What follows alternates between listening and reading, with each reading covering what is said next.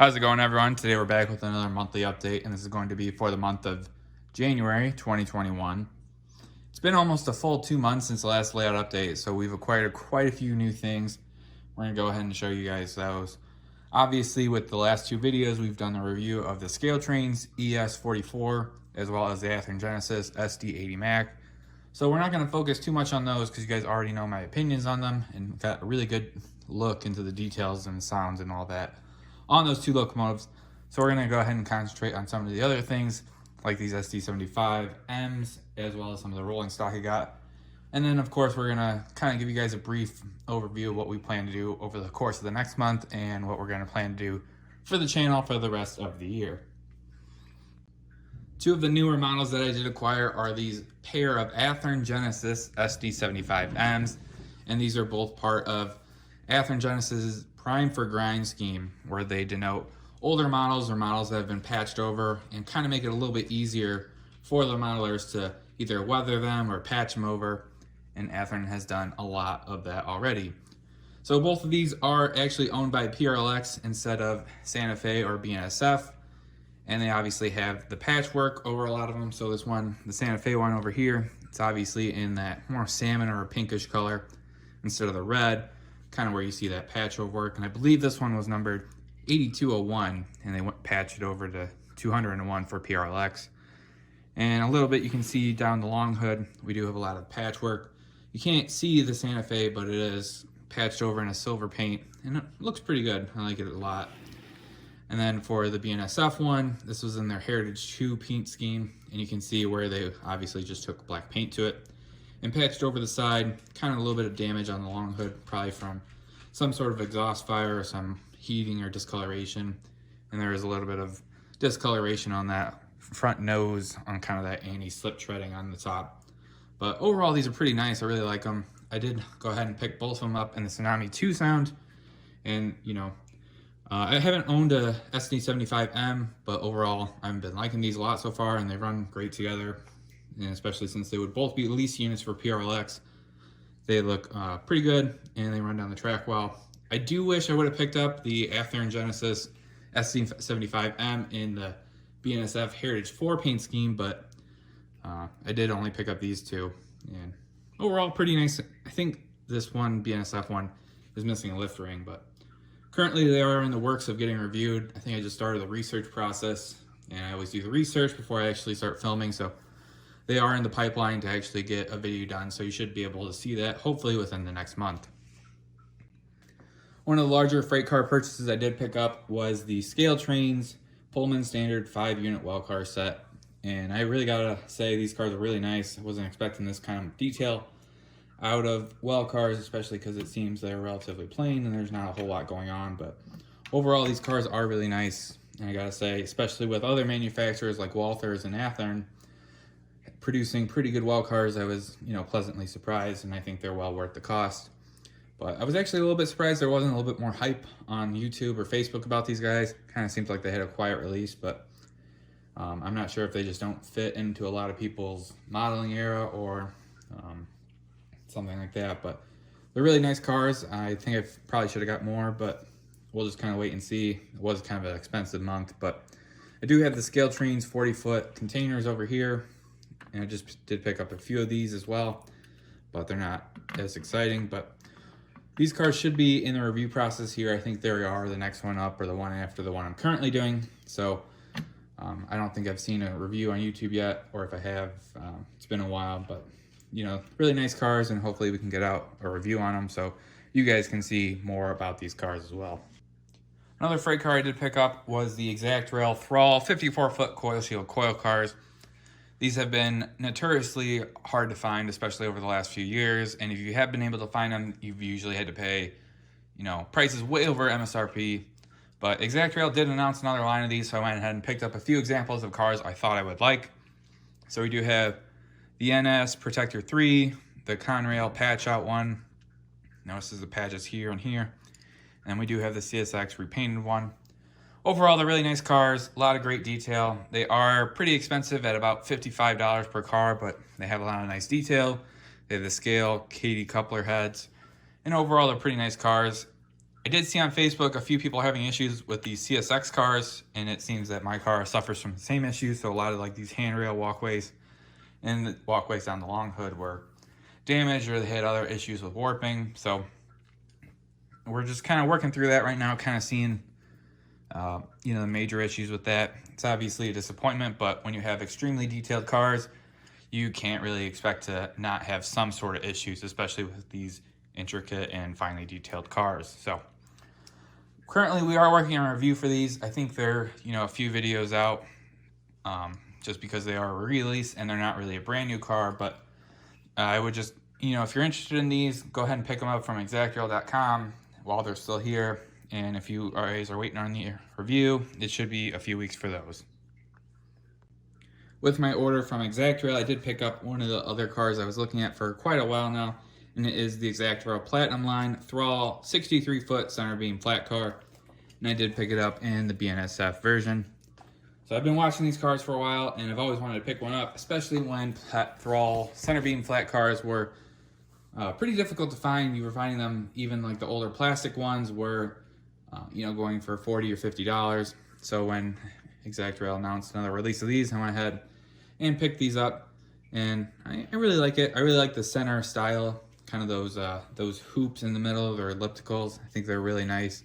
A lot of times you'll see it where it's mostly the rectangles instead of the ovals, so I think this is a nice mix, or a nice comparison to the other ones. I also think the other ones are 72 feet, which makes this one a little bit shorter, and it's just a little bit different. A lot of great detail, so not too much to say on that. I don't know if I'll do a review on this guy. If you guys are interested in that, we'll maybe do that, but overall it's been released a while ago, and there's not a whole lot of new stuff on it. So tell me what you guys think on that one, though.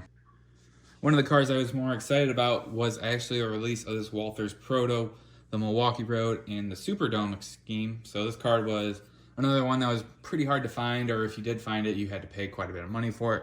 So when Walthers Proto announced the release of the Milwaukee Road and kind of their heritage scheme, and they also announced some excursion ones, I went ahead and jumped on this guy. And then, of course, my hobby shop could not get the pre-order in for me, so I was actually out of luck. And eventually I found this guy for MSRP, which I wasn't thrilled about, but it was better to actually find one that was, normal price instead of the crazy eBay prices these went for. But I'm happy I picked this up. I did pick up one N-scale car this month, and it was the Microtrains Railbox Graffiti car number 12, part of their monthly release of the Railbox Graffiti series, as you can see here. And it's just another nice example. Got a lot of great graffiti over here. And we'll flop it over to the other side. Other side's pretty plain, but this is pretty typical of what you would see a Railbox Graffiti car look like. So just wanted to go ahead and show you guys that because I thought it was pretty neat. One of the more cooler things I did find over the last month were these locomotive keychains. So you can see here we do have the Ferromex one, and we do have a Union Pacific Heritage Western Pacific unit. And these are both in the SD70 models. And overall, they're really nice. I think they're the enamel keychains, but they just look really cool. Great colors on them, great printing, so look really cool. And I did pick these up at Displays Hobby, and it looks like they're imported through Fox Valley Models, but they are, I think they're $8 is the price I paid for them, but overall they look pretty cool. And they did have them in a bunch of different other road names and paint schemes for like BNSF and UP and a few other heritage units, but they only had them in the SD70 so hopefully if these guys do well, they'll print them out in more other models. But I think they just look really cool. So what should you expect over the course of the next month? Like I said, we're going to be working a lot on the reviews. I do have 5 or 6 of them planned. I'll go ahead and throw up what the initial schedule is right now, but it's not set in stone, and this may change depending on what is released and what gets done quicker and what's a little bit easier to work with. So first off, we have the Rapido Horizon cars. This is mostly done. I did most of the research and a lot of the filming, and just have to kind of finish up a little bit on the editing, which is actually the longest part. And then we do have the Scale Trains Backpacker Well cars. I don't think anyone's done a video on this, so it's kind of the more prioritized car video. And I want to work a little bit more on the rolling stock just because we've done a lot of engines lately. And then we'll get back to the engines with the Athearn Genesis SD75M, we saw a run by those, so they look really nice, and I'm really excited for those. And then we do have the Exact Rail coil cars, and then the Bachmann SC44 Charger. So I wish that one was a little bit higher up, just because it seems like a lot of people really enjoy that, but I don't want to overload you guys with just locomotives and kind of get some of the other cooler, more interesting freight cars as well. And then, of course, if something comes up in the month of February, which I think there are a few slotted releases for Athearn and a few other manufacturers, then, of course, those will probably get bumped up to the top just because of priority. And the videos of the new releases generally do a little bit better than cars that are a few months old. So we'll just kind of see what happens. And if you guys want to see something, just let me know in the comments or shoot me a message, however you see fit. Some of the other videos I do want to work on as well is the layout tour. It's been, I think, 2 or 3 years since I did the last one. I just want to show you guys what the current status of the layout is. Kind of some of the scenes have changed a little bit, and some of the projects are a little bit different, and it's always interesting to show you guys the progresses I've made and to kind of go back and look at older layout updates and see what has actually changed. So then that will kind of give some forethought into what the future holds in terms of layout project updates and so on and so forth. And the last thing I just want to say that we're going to be doing is actually we're going to be building a T-Track module. So Kato has been doing a 2021 T-Track contest, so they have it on their website, and it runs from November till March 22nd. So I have gone ahead and bought one of the T-Track modules from crmproducts.com. They make a really nice one that's laser cut, and it should hold up pretty well, so I'm pretty excited for that. I'm not 100% sure what I'm going to be doing. I do have a few projects in mind in terms of what I'll do for the scenery, but a lot will depend on what scenery products are at my local hobby shop and what buildings they do have available. But overall, I think it'll be pretty fun. You have to do your updates through Twitter, which I thought was interesting, but I'm going to have to make a Twitter or something. But I will provide you guys with layout update videos for that T-Track module, and I think we'll do 3 or 4 videos just because there's not a whole lot to those actual modules. They're like 12 inches by 14 inches, but I think it'll be really cool, real fun project, and hopefully we can kind of show off some of the building skills, more of the scenery stuff, and then when we're done with all the layout updates, I'll probably condense it into like a 20-minute video that's a little bit more inclusive and just kind of all bundled together. And then finally, the last thing I just wanted to show you guys, or actually tell you guys about, was actually one of my reviews was featured on the Scale Trains website and their email article blast, and I thought that was extremely amazing. I was actually really honored to be mentioned with the other people because they do really nice reviews, and I thought it was really awesome. So if you go to scaletrains.com and under their customer articles, you can actually see it, and it's in the Pride for Service ES44's, and they feature James Wright, DJ Model Works, and SL3618, and then finally there's mine, number 4. So I'm really honored to be part of that and able to be recognized for the review that I did. So I think that's really cool. I was really blown away when I got the email and I saw that my video was actually emailed out to hundreds of people. So and to actually be featured on the website, I think it's really cool as well. So if you guys, I'm going to throw a link down there, so if you guys didn't see the review, you can go check it out and actually see that my video is actually on a website, which I thought was just an honor and really amazing.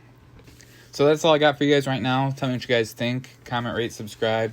If you guys have any recommendations or thoughts of stuff I could be doing better or stuff you want to see, just let me know or comment it down below. Really appreciate what you guys have done and the views and just the interactions between everybody. So really appreciate it. Thanks for watching, guys, and we'll see you next time.